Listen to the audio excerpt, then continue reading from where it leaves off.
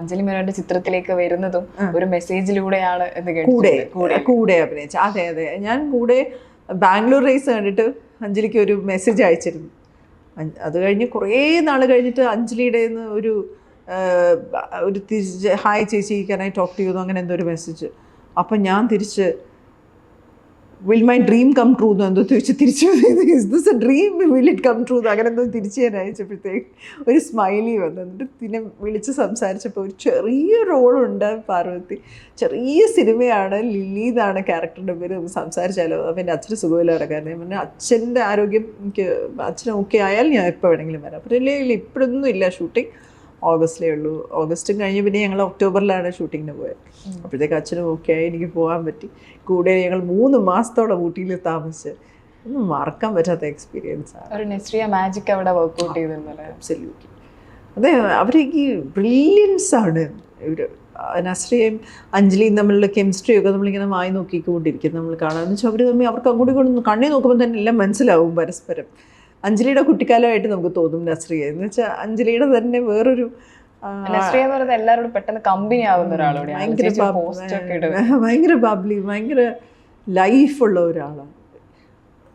Camera ഇങ്ങോട്ട് വെക്കുമ്പോഴത്തേക്ക് പൂത്തിരിയൊക്കെ ഇങ്ങനെ കത്തുന്ന പോലൊരു മാജിക്കാണ് നസ്രിയ. ചേച്ചി ഇപ്പൊ ഈ ഡോക്ടർ റോളുകളിൽ നിന്ന് അമ്മ റോളുകളിലേക്ക് എനിക്ക് ഡോക്ടർ റോളുകളിൽ നിന്നും മോചനമില്ല. ഇപ്പൊ കഴിഞ്ഞ 3 സിനിമയിൽ ഞാൻ ഡോക്ടർ റോൾ ചെയ്തു. എനിക്ക് ഡോക്ടർ റോളുകളിൽ നിന്നും മോചനമേ ഇല്ല. ഞാൻ കഴിഞ്ഞ 2 പ്രാവശ്യം ഗോഡ് മദർ എന്ന് പറഞ്ഞ സിനിമ, വിശേഷം എന്ന് പറഞ്ഞ സിനിമ, 2ലും ഡോക്ടറാണ്. അപ്പോൾ ഞാൻ പറഞ്ഞു അയ്യോ ഞാൻ ഡോക്ടർ ഞാൻ വരുന്നില്ല. അപ്പോൾ അവർ പറഞ്ഞു അയ്യോ അത് പറ്റത്തില്ല, ഞങ്ങൾ എഴുതിയപ്പോഴേ ഇത് പിന്നെ ചേച്ചി തന്നെ വരണമെന്ന് പറഞ്ഞാണ് ഇത് എഴുതിയത്, വന്നേ പറ്റുള്ളൂ, നമുക്ക് ലുക്കിലൊക്കെ വർക്ക് ചെയ്യാം, നമുക്ക് വേറെ പോലെ ആക്കാം എന്നൊക്കെ പറഞ്ഞു. അങ്ങനെ 2 പോയി ചെയ്തു.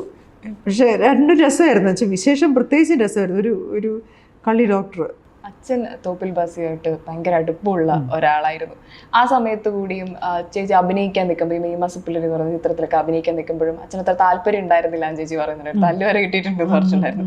അതെന്തുകൊണ്ടാണ് അങ്ങനെ അഭിനയിക്കേണ്ട എന്നുള്ള ഒരു തീരുമാനത്തിലേക്ക് ചേച്ചി എത്തിക്കാൻ വേണ്ടി ശ്രമിക്കുന്നുണ്ടായിരുന്നത്? അച്ഛൻ പറഞ്ഞത് നിനക്ക് അറിയാമോ ഈ മേഖല എന്ന്. ഒന്നത് ഞങ്ങളെ ഭയങ്കര നെയ്വായിട്ട് വളർത്തിയിട്ടുള്ള ഒരു ഇതാണ്, ഭയങ്കര പ്രൊട്ടക്റ്റഡ് ആയിട്ട് വളർത്തിയിട്ടുള്ള. ശരിക്കും ഒരു എപ്പോഴും കാറിൽ കയറ്റി കോളേജിൽ കൊണ്ടുപോകും, കോളേജിൽ നിന്ന് കാർ കയറ്റി വീട്ടിൽ കൊണ്ടുവന്ന് പറയാം, അങ്ങനെ ബസ്സിൽ കയറാതെയൊക്കെ 10-17 വയസ്സ് വരെ അങ്ങനെയൊക്കെ ജീവിച്ചിട്ടുള്ള ഒരാളാണ് ഞാൻ. അങ്ങനെ ഭയങ്കര പ്രൊട്ടക്റ്റഡ് ആയിട്ട് വളർത്തിയിട്ടുള്ള. അപ്പോൾ അച്ഛൻ പറഞ്ഞത് ഭയങ്കര നെയ്വായിട്ടുള്ള ഒരാളാണ്. ഈ മേഖല മനസ്സിലാക്കിയിട്ട് നീ എവിടെ വേണോ പോകും. ഞങ്ങളെ മെയ് മാസപ്പിള്ളേർ കണ്ടല്ലോ, അച്ഛൻ സിനിമ കണ്ടിട്ട് തിരിച്ച് വന്നിട്ട് അച്ഛൻ പറഞ്ഞു നമ്മളെ ഒരു കാര്യം വേണ്ടെന്നല്ല പറഞ്ഞത്, എന്ത് കാര്യമാണ് ചെയ്യാൻ പോകുന്നത് നീ അത് പഠിച്ച് നീ മനസ്സിലാക്കിയിട്ട് നീ ചെയ്യും. അതിനകത്ത് എന്തൊക്കെ പ്രശ്നങ്ങളുണ്ട്, അതിനകത്ത് ഇതെന്താണ്. അപ്പോൾ അച്ഛൻ കണ്ടിട്ടുള്ള കുറേ കാര്യങ്ങളുണ്ട്, അവിടെ സ്ത്രീകൾക്ക് വളരെ മോശമായ അനുഭവങ്ങൾ ഉണ്ടാവുന്നതൊക്കെ. എൻ്റെ സമ്മതം ഇല്ലാതെ എങ്ങനെയായിരുന്നു ആ സമയത്ത് അഭിനയിക്കാൻ പോയപ്പോൾ? അല്ലേ, അത് അച്ഛൻ്റെ സമ്മതം ഇല്ലാതെ പോയതല്ലെന്നേ. അത് അമ്മയെ വിളിച്ച് ചോദിച്ചു. ഞാനിങ്ങനെ ഒരു മെയ് മാസപ്പിള്ളേർ എന്ന് പറഞ്ഞ സിനിമയ്ക്കകത്ത് ഷൈനി കോശി എന്ന് എൻ്റെ ഫ്രണ്ട്, ഞങ്ങൾ സർവോദയയിൽ ഞങ്ങൾ 4th സ്റ്റാൻഡേർഡ്, ഷൈനിയുടെ ബ്രദറാണ് സിനിമ പ്രൊഡ്യൂസ് ചെയ്തത്, അലക്സ് ചായ എന്ന് പറയും, ഡയറക്ടർ രഞ്ജിത്തിൻ്റെയൊക്കെ ഏറ്റവും അടുത്ത സുഹൃത്താണ്. അപ്പം അദ്ദേഹം മരിച്ചുപോയി. അപ്പം അലക്സ് ചായൻ്റെ പ്രൊഡ്യൂസ് ചെയ്യുന്ന സിനിമയാണ്. അപ്പോൾ കുറേ പിള്ളേരെ വേണം, ക്ലാസ്മേറ്റ്സിനെയൊക്കെ വിളിക്കാൻ പറഞ്ഞിട്ടാണ് വിളിക്കുന്നത്. അപ്പോൾ ഞാൻ അമ്മയെ ഹോസ്പിറ്റലിൽ വിളിച്ച് ചോദിക്കുന്നുണ്ട്, അമ്മ ഒരു ഷൂട്ടിങ്ങിന് വിളിക്കുവാണ്, 2 ഡ്രസ്സും കൊണ്ട് ചെല്ലണമെന്ന് പറയുന്നത്, ഷൈനിയാണ് വിളിക്കുന്നത്. നീ പൊയ്ക്കോ എന്ന് പറഞ്ഞാൽ ശരി പറഞ്ഞ് പോയി. അപ്പോൾ പോകുമ്പോൾ നമ്മൾ വിചാരിക്കുന്ന ഉച്ചയ്ക്ക് നമ്മൾ തിരിച്ചു വരും എന്നാണല്ലോ. അപ്പോൾ ഇവരെന്ത് ചെയ്തു എന്ന് പറഞ്ഞാൽ ആ ടീം ഇപ്പോൾ VR ഗോപിനാഥ്, സന്തോഷവനാണെന്ന് ക്യാമറ ചെയ്യുന്നത്, പിന്നെ രഞ്ജിത്ത് സാറിൻ്റെ റൈറ്റർ ഡയറക്ടർ രഞ്ജിത്താണ്. അപ്പോൾ ഇവരൊന്നും എനിക്കൊന്നും അങ്ങനെ അറിയത്തില്ല. നമ്മൾ ചെല്ലുമ്പോൾ ഷാരി ഉണ്ട്, പാർവതി ജയറാം പാർവതിയുണ്ട്, പിന്നെ അങ്ങനെ വേറെ കുറേ ആക്ടേഴ്സൊക്കെ ഉണ്ട്. അലക്സ് ചായൻ അതിനകത്ത് അഭിനയിക്കുന്നുണ്ട്, ശിവകുമാർ എന്ന് പറഞ്ഞൊരു ക്യാരക്ടർ. അപ്പം ഞങ്ങളിങ്ങനെ വരുന്നു, ഇപ്പോൾ എന്തോ ഒരു തമാശ റാഗിങ് പോലെ എന്തോ ഒരു സീൻ. അപ്പോൾ നമ്മളിങ്ങനെ ക്ലാസ്സിൽ ഇവരുടെ അടുത്തിരിക്കുന്ന ഒരു സീക്വൻസ്. അങ്ങനെ അത് കഴിഞ്ഞപ്പോൾ ഇവർ 4-5 പേരിരുന്ന് തമാശ പറയുന്നിടത്ത് എന്നെയും അവിടെ പിടിച്ചിരുത്തി. അപ്പോൾ ഞാൻ അവിടെ പോയിരുന്നു. അത് കഴിഞ്ഞ് വേറൊരു സീൻ അവിടെയും പിടിച്ചിരുത്തി. അത് കഴിഞ്ഞപ്പോഴത്തേക്ക് പറഞ്ഞു നമ്മളിനി ഷിഫ്റ്റാണ്, വേറൊരു സ്ഥലത്ത് പോകണം, അപ്പോൾ അവിടെ ചെന്ന് ഡ്രസ്സ് മാറ്റാം, മറ്റേ ഡ്രസ്സൊക്കെ എടുത്തു. നമ്മൾ ബാഗൊക്കെ എടുത്ത് ഡ്രസ്സൊക്കെ എടുത്ത് നമ്മളവിടെ പോയി. അപ്പോൾ ഇത് കാഴ്ചയാണല്ലോ പുതിയ ഷൂട്ടിങ്. അപ്പോൾ നമ്മളിതെല്ലാം നോക്കി ഇങ്ങനെ ഒരു റൂമൊക്കെ തന്ന് നമ്മളവിടെ എല്ലാവരും ഇരിക്കുന്നു, വർത്താനമൊക്കെ പറഞ്ഞ് ഇങ്ങനെ വായി നോക്കി കേട്ട് കുറേ നേരം കഴിഞ്ഞ് വെളിയിൽ തൊട്ട് നോക്കിയപ്പോൾ ഇരുട്ട്. ഇരുട്ടിയോ, മണിയെത്തായി, അയ്യോ 8:30 മണി, ദൈവം ഇതെപ്പോൾ ഇരുട്ടി, നമ്മൾ അറിയുന്നേയില്ല, നമ്മൾ കംപ്ലീറ്റ്ലി ലോസ്റ്റ് ആയിപ്പോയി. അത് കഴിഞ്ഞ് പോണം അപ്പോഴേ ഞാൻ അപ്പോഴത്തേക്ക് ഒരു ഷൂട്ട് ഇങ്ങനെ ഒരു പടി കെട്ടി ഇങ്ങനെ കയറി വരുന്നു. എന്നിട്ട് വാതിലിൽ ഇങ്ങനെ ശാരി ഇങ്ങനെ മുട്ടുന്നെടുത്ത് അതുവരെ ഷൂട്ട് ചെയ്തു. എന്നിട്ട് വാതിൽ തുറന്നുള്ള ആ സീക്വൻസ് നമുക്ക് പിന്നെ എടുക്കാം എന്ന് പറഞ്ഞ് ബ്രേക്ക് ചെയ്ത് 9 മണിയായപ്പോൾ ഞങ്ങളെ വീട്ടിൽ കൊണ്ടുവിട്ടു. അപ്പോൾ ഞാൻ എത്തുമ്പോൾ 9:30 ആയി കാണും വീട്ടിൽ. എൻ്റെ പൊന്നോ, അവിടെ ചെന്നപ്പോൾ ഇങ്ങനെ ഫുൾ വീടൊക്കെ ഇങ്ങനെ ലൈറ്റ് ചെയ്ത് അച്ഛ ഇങ്ങനെ അങ്ങോട്ട് കൊടുത്തു. ഞാൻ ബാഗൊക്കെ പിടിച്ചിങ്ങനെ വന്നതേ എനിക്ക് ഓർമ്മയുള്ളൂ. ഒരെണ്ണം അവിടെ സിനിമ വരെയൊക്കെ മേലെ വീട്ടിനകത്ത് വെളിയിറങ്ങി പോയിട്ട് അങ്ങനെ ഇങ്ങനെ എന്ന് പറഞ്ഞ് 2 അപ്പോൾ ആഹാരം കഴിച്ചു. എന്ന് പറഞ്ഞ് കഴിച്ചൊന്നും ഇല്ലായിരുന്നു. അത് ആഹാരവും കിട്ടിയില്ല. മോളിൽ കൊണ്ട് പൊട്ടിയില്ല. ഞാൻ മോളിൽ പോയി ഇരുന്നു, വേറെ വഴിയില്ല, അടച്ചിരുന്നു. ഭയങ്കര വെള്ളം ഉണ്ടാക്കി. അവൾക്ക് എന്തറിഞ്ഞിട്ടാണ് അവൾ സിനിമ വരെയൊക്കെ ആരോട് ചോദിച്ചിട്ടാണ് അവിടെ അമ്മ പറഞ്ഞു ഞാൻ അവളെ വിട്ടത്, എനിക്കറിയത്തില്ലായിരുന്നു രാത്രി വരെ ആവും.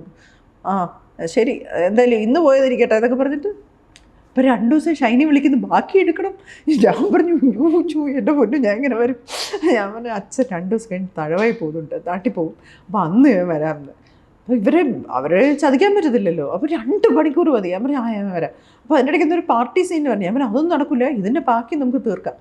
അങ്ങനെ അച്ഛൻ പോകുമെന്ന് പറഞ്ഞ ദിവസം അച്ഛൻ പോയില്ല. ഞാൻ നോക്കുമ്പോൾ അച്ഛൻ അവിടെ തന്നെ ഇരിക്കുന്നത്. ഡ്രൈവറോട് ചോദിച്ചു പോകുന്നില്ലേ, പോകുന്നില്ല. അയ്യോ ഇനി എന്ത്. അങ്ങനെയാണ് ഈ മതിലയാടി വീട്ടിൻ്റെ അടുത്ത് മതിലയാടി അപ്പുറത്ത് ഇപ്പം ഇവിടുന്ന് ചാടിയ ഡോക്ടർ ശ്രീധരൻപൊറ്റിയുടെ വീട്, അവിടുത്തെ മതിലയാടി ഡോക്ടർ ജയറാംബിക്കറിൻ്റെ അവിടുത്തെ മതിലയാടുന്നത് ബാഗ്. അപ്പോഴാണ് രഞ്ജിത്ത് സാർ കാറിലുണ്ടായിരുന്നത്. പറയുന്നത് ആദ്യം ഒരു ചെരുപ്പ് വന്നു വീഴും, ഒരു ഷോള് വന്നു വീഴും, ബാഗ്, പിന്നെ ഒരാൾ വണ്ടി കയറിയിട്ട് പോകാൻ വണ്ടി കയറി 2 മണിക്കൂറാണ് തിരിച്ചു വന്ന് അതേപോലെ വലിയ വീട്ടിൽ കയറി ഉണ്ടാകുന്നത്. അച്ഛൻ വിചാരിച്ച് ഞാൻ അവിടെ നിന്ന് ഉറങ്ങുമോ വേറെ എന്തെങ്കിലും ചെയ്യുമായിരിക്കും. ശരിക്കും പറഞ്ഞാൽ മതിൽ ചാടിയിട്ടാണ് ആദ്യത്തെ സിനിമ അഭിനയിച്ചത്. പക്ഷെ അത് കഴിഞ്ഞ് സിനിമ ഇറങ്ങിയ സമയത്ത് എല്ലാവരും കൂടെ വീട്ടിൽ നിന്ന് പോയി കാണുകയൊക്കെ ചെയ്തു. ഈ ആദ്യ സിനിമയ്ക്ക് അമ്മയ്ക്ക് പ്രശ്നം ഉണ്ടായിരുന്നില്ലെങ്കിലും നീലത്താമര കണ്ടു കഴിഞ്ഞതിന് ശേഷം അമ്മയ്ക്ക് വലിയ താല്പര്യം ഉണ്ടായിരുന്നില്ല എന്ന് പറഞ്ഞിരുന്നല്ലോ. അയ്യോ അമ്മയുടെ ഞാൻ പറഞ്ഞിട്ടുണ്ട് ഇതിനു മുമ്പ് ഇൻ്റർവ്യൂവിൽ. അമ്മ ഇങ്ങനെ ഞാൻ പോയില്ല അമ്മയുടെ കൂടെ സിനിമ കാണാനായിട്ട്. അപ്പം അമ്മ കണ്ടിട്ടിങ്ങനെ തിരിച്ചു വന്ന് പിന്നെ വാതിലൊക്കെ അടച്ചോ എന്നൊക്കെ നോക്കിയിട്ട് ഇങ്ങനെ ഒരു പ്രത്യേക തരത്തേക്ക് നോക്കിയിട്ടായിരുന്നു. കണ്ട ആണുങ്ങൾ പിഴപ്പിക്കാനല്ല നിന്നെ ഞാൻ വളർത്തിയത്. അതുകൊണ്ട് അച്ഛൻ ലളിതേ അത് സിനിമയല്ലേ ലളിതേ, ഏത് സിനിമയായാലും അമ്മ എല്ലാം റിയൽ ലൈഫിൽ റിയലായിട്ട് കാണുന്ന ആളാണ്. അമ്മക്ക് തിലകൻ ചേട്ടനെയൊക്കെ ഭയങ്കര ദേഷ്യമായിരുന്നു. തിലകൻ ചേട്ടൻ എന്തോ ഒരു മരുന്നിൻ്റെ കാര്യം ചോദിക്കാൻ ഒരിക്കലും അമ്മയെ വിളിക്കുകയുണ്ടായി അവരുടെ മകൻ്റെ. അപ്പോഴത്തേക്ക് ഫോണിൽ കാര്യമൊക്കെ പറഞ്ഞിട്ട് എന്തൊക്കെ പറഞ്ഞല്ലോ നമുക്ക് പാർക്കാൻ മുന്തിരി തോപ്പിലെ മനുഷ്യനല്ലേ, എനിക്കിഷ്ടമല്ല. അപ്പം ഞാൻ പറയും ഹേറ്റേഴ്സിനെ കുറിച്ച് ഞാൻ ഇന്നലെ പത്രക്കാരി ചോദിച്ചപ്പോൾ ഞാൻ എൻ്റെ അമ്മയെ ആലോചിക്കുമായിരുന്നു. ഒരു സിനിമയിൽ നെഗറ്റീവായിട്ട് അഭിനയിച്ചാൽ പിന്നെ ജീവിതകാലത്ത് നമ്മുടെ ആരെയും പോക്കാം, അത് അവരുമായിട്ട് തന്നെ ഐഡൻറ്റിഫൈ. നല്ല അഭിനേതാവൊക്കെ ആയിരിക്കും, അതിന് ഞാനെന്തോ വേണം, എനിക്ക് പറ്റത്തില്ല അങ്ങനെ ഒരാളാണ്.